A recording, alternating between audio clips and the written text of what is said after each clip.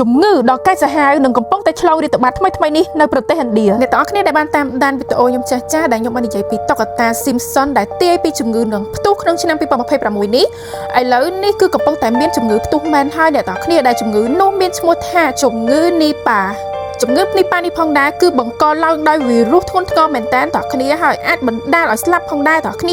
មេរោគនេះនឹងត្រូវបានគេរកឃើញថាវារីករាលដាលដោយផ្ទុកលើសត្វបជាវស្រដៀងនឹង COVID ចឹងអ្នកគ្នាប្រយ័ត្នតែមែនតើតែម្ដងនឹងសត្វជ្រឹងហើយអាចឆ្លងដល់មនុស្សហើយនឹងសត្វជ្រូកផងដែរអ្នកគ្នាចឹងចាប់ពីថ្ងៃហ្នឹងទៅការញ៉ាំសាច់ជ្រូកអីយើងគួរតែប្រយ័ត្នឲ្យបណ្ឌិតឲ្យបានច្បាស់លាស់មុននឹងទិញយកមកបរិភោគទៅអ្នកគ្នាសម្រាប់មេរោគនេះផងដែរគឺវាអាចឆ្លងពីមនុស្សម្នាក់ទៀតទៅមនុស្សម្នាក់ទៀតតាមរយៈការប៉ះពាល់ផ្ទាល់នឹងតាមសរីរាង្គទឹកសរីរាង្គដូចជាទឹកមាត់ទឹកនោមអីចឹងជាដើមអ្នកគ្នាហើយជំងឺនេះគឺមានអត្រាស្លាប់ចន្លោះពី40ទៅ70%ទាំងគ្នាហើយការផ្ទុះឡើងជំងឺនេះកើតឡើងស្ទើរតែរៀងរាល់ឆ្នាំហើយនៅក្នុងតំបន់មួយចំនួននៃទ្វីបអាស៊ីខាងត្បូងគ្រាន់តែឥឡូវនេះវាកើតជាញឹកញាប់មែនតើហើយនៅក្នុងប្រទេសបង់ក្លាដេសឥណ្ឌាជាពិសេសពីព្រោះថាប្រទេសហ្នឹងអត់សូវមានអនាម័យកក្រិចអីចឹងទេអ្នកគ្ន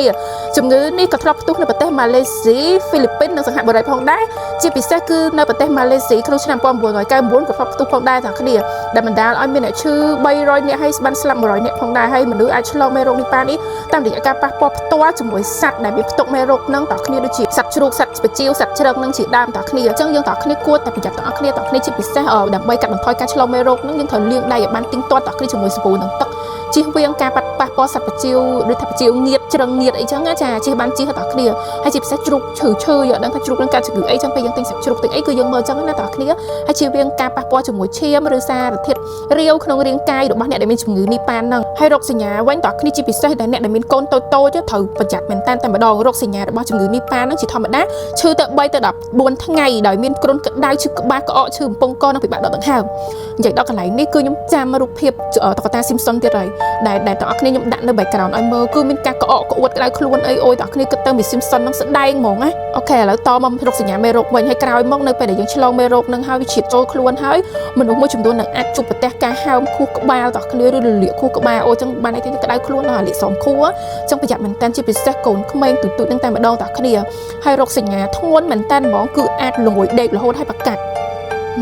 ់ហើយអ្នកដែលឆ្លងជំងឺនេះហ្នឹងក៏អាចស្លាប់ពីចន្លោះ24ទៅ48ម៉ោងដែរអ្នកគ្នាប្រយ័ត្នលើសពីប្រយ័ត្នហ្មងអ្នកគ្នាអើយនិយាយទៅលាងដៃឲ្យបានខ្ជាប់ខ្ជួនអនាម័យអីហ្នឹងអ្នកគ្នាហើយសូមបញ្ជាក់ម្ដងទៀតក្នុងវីដេអូនេះកុំឲ្យមានអ្នកខ្លះថាខ្ញុំបំផុលអីទៀតចាសូមបញ្ជាក់ទៀតថារហូតដល់ពេលនេះឥឡូវនេះប្រទេសកម្ពុជាយើងអត់តាមានអ្នកណាឆ្លងជំងឺនេះទេអ្នកគ្នាប៉ុន្តែដោយឡែកប្រទេសជិតខាងយើងអ្នកគ្នាប្រទេសលេខ2មានអ្នកឆ្លងជំងឺហ្នឹងហើយអញ្ចឹងប្រយ័ត្នអ្នកគ្នាពេលខ្លះវាអត់ចង់ឈឺទៅវាឲ្យយើងឈឺដែរអញ្ចឹងណាអញ្ចឹងប្រយ័ត្នឲ្យខ្ពស់មែនតើអ្នកនៅតាមជាដែនជាអីហ្នឹងគុំទៅចិត្តប្រទេសហ្នឹងខ្លាចវាមកចម្លងយើងអញ្ចឹងណាហើយប៉ុន្តែឥឡូវនេះនាយកដ្ឋានប្រយុទ្ធនឹងជំងឺឆ្លងហ្នឹងកំពុងយកចិត្តទុកដាក់តាមដានដែរពីព្រោះថាជំងឺហ្នឹងផ្សាយភាយដែរអ្នកគ្នារបៀបឥឡូវគឺយើងផ្ទុះច្រើនប្រទេសដែរអញ្ចឹងណាទៅតែដើមឆ្នាំណាអ្នកគ្នាអញ្ចឹងមិនថាអ្នកដែលអត់បានមើលវីដេអូហ្នឹងអាចចូលទៅមើលបានរឿងគឺតាមមានរឿងអីខ្លះកើតនៅឆ្នាំ2026អ្នកគ្នានិយាយអត់តាន់ផុតពីមាត់ទេហើយឥឡូវនេះគឺមានជំងឺអញ្ចឹងមែនអ្នកគ្នាអញ្ចឹងមិនថាយើងប្រយ័ត្នឲ្យខ្ពស់មែនតើរឿងអ្វីក៏ដោយក៏យើងអាចដឹកស្មានអត់ដល់ដែរហើយគេថាបើសិនជាជំងឺហ្នឹងរាតត្បាតខ្លាំងទៅក៏អាចមានការបិទគប់ដោយចំនួន COVID ដែរអញ្ចឹងតាមប្រទេសគេអ្នកគ្នាប្រទេសខ្មែរយើងអត់តាន់មានទេប្រទេសគេផ្សេងគេប្រកាសព័ត៌មានបដាដូចជានៅឥណ្ឌាអីហ្នឹងគឺព្រោះថាឥណ្ឌាផ្ទុះមុនគេអញ្ចឹងឥណ្ឌាអាចនឹងបិទគប់មុនគេអញ្ចឹងណាអ្នកគ្នារឿងតុក្កតា Simpson នេះមួយរឿងលោកយាយបាបាវ៉ាន់កានេះពីរគឺបើមិនជឿកុំប្រមាថអ្នកគ្នាគឺមិនមែនតុក្កតា Simpson ហ្នឹងចង្រៃទេអ្នកខ្លះខមមិនថាគ្នាចង្រៃអីមិនមែនទេគឺប្រៀបដូចជាការឲ្យប្រភ្នូដឹងមុនប្រយ័ត្នប្រយែងសូមបងប្អូនដែលបានមើលវីដេអូនេះជួយចែករំលែកតគ្នាទៅដល់ញាតិមិត្តជិតឆ្ងាយយើងទាំងអស់ឲ្យបានដឹងឮពីជំងឺថ្មីនេះអ្នកគ្នាយើងព្យាយាមអនាម័យឲ្យប្រយ័ត្នឲ្យបានខ្ពស់ជាពិសេសហាងញ៉ាំអីឬក៏កន្លែងលក់សាច់លក់អីអ្នកគ្នាព្យាយាមអនាម័យឲ្យបានរត់តែខ្ពស់រត់តែល្អអ្នកគ្នាពីព្រោះថាឥឡូវនេះជំងឺប្លែកគឺវាមានច្រើនជំងឺចាស់វាចាប់ផ្ដើមផ្ទុះសារឡើងវិញហើយវាខ្លាំងជាងមុនអញ្ចឹងយើងតែមានការប្រយ័ត្នប្រយែងខ្ពស់ហើយអនាម័យខ្ពស់ទេអ្នកគ្នាសម្រាប់អូនកូនក្មួយទូចដែលទៅសាលាហើយលេងដូចជានៅកន្លែងក្មេងលេងនៅសាលាលេងអីយើងអត់ដឹងថាសត្វកាជៀវសត្វជ្រឹងហ្នឹងវាមកទុំវាឆ្លងជំងឺហ្នឹងវាមកទុំកន្លែងយើងលេងវាជុះអាចជុះនោមអីយើងអត់ដឹងទេអញ្ចឹងពេលដែលយើងលេងនៅសាលាហើយគាត់បីតែគួរលាងដៃឲ្យបានទាំងអស់គ្នាលាងដៃរត់តែច្រើនរត់តែល្អមុនញ៉ាំអីណា